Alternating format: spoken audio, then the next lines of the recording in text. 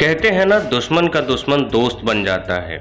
यह कहावत आज से लगभग 2350 साल पहले भी उतना ही सत्य था। इसका उदाहरण है चंद्रगुप्त और आचार्य चाणक्य की जोड़ी, जिन्होंने एक साथ मिलकर एक सुर में सजकर नंद वंश के क्रूर, अत्याचारी और ताकतवर राजा धनानंद को सिंहासन से उतार फेंका। चंद्रगुप्त ने महज 25 वर्ष की अल्पायु में मगध के सिंहासन की बागडोर अपने हाथ में ले ली।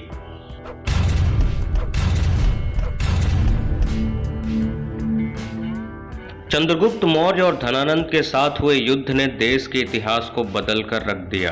प्राचीन भारत के 18 जनपदों में से एक महाजनपद था मगध, और मगध पर उसी अत्याचारी राजा धनानंद का राज था। चंद्रगुप्त मौर्य इसी राजवंश की क्रूरता से अपमानित थे, और इसी धनानंद की क्रूरता से अपमानित था एक ब्राह्मण विष्णुगुप्त। हीरे को जौहरी और जौहरी को हीरा जब मिलता है तो दोनों मुकम्मल हो जाते हैं, पूरे हो जाते हैं।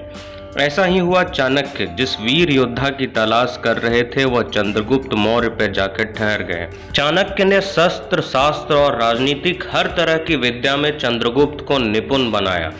रोमन इतिहासकार कटियस के अनुसार मगध शासक नंदवंश के धनानंद के पास विशाल खजाना, 20,000 घुड़सवार सेना, 2 लाख पैदल सेना, 2,000 रथ और 3,000 हाथियों का काफिला था।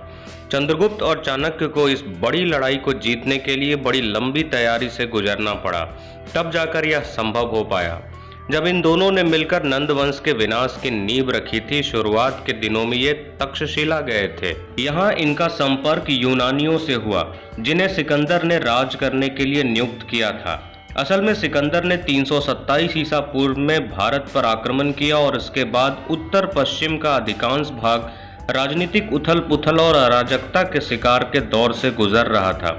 तक्षशिला के राजा ने सिकंदर के सामने आत्मसमर्पण कर दिया था।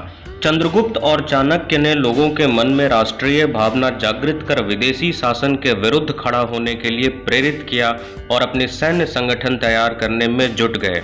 कुछ वर्ष बाद यूनानियों पर धावा बोलकर उसे जीतकर तक्षशिला पर अपना पताका लहराया। सिकंदर के सेनापति सेल्यूकस ने भारत के उत्तर पश्चिमी इलाकों को दोबारा जीतने की कोशिश की। उसी प्रयास में इसका सामना चंद्रगुप्त मौर्य से हुआ। दोनों के बीच सिंधु घाटी और गांधार क्षेत्र में भीषण युद्ध छिड़ा, जो कि अभी अफगानिस्तान में कांधार है। इस लड़ाई में सेल्यूकस की हार हुई और युद्ध की समाप्ति शांति समझौते के साथ हुई।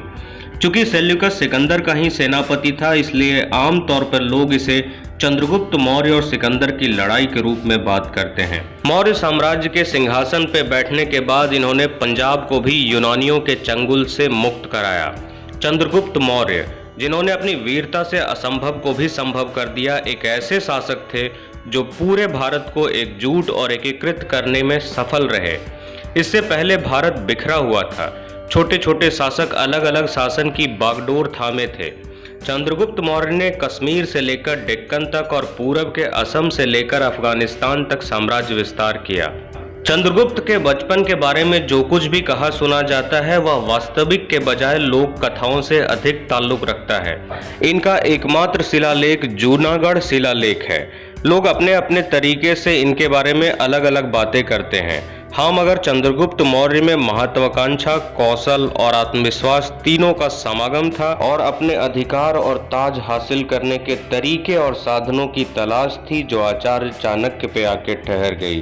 अपने जीवन के अंतिम समय में चंद्रगुप्त मौर्य का झुकाव जैन धर्म की ओर हो चला। वो पुत्र बिंदुसार को राज्यभार सौंपकर श्रवणबेलागोला कर्नाटक चले गए, और 298 ईसा पूर्व अपने प्राण त्याग दिए थे। Thank you for watching and stay tuned.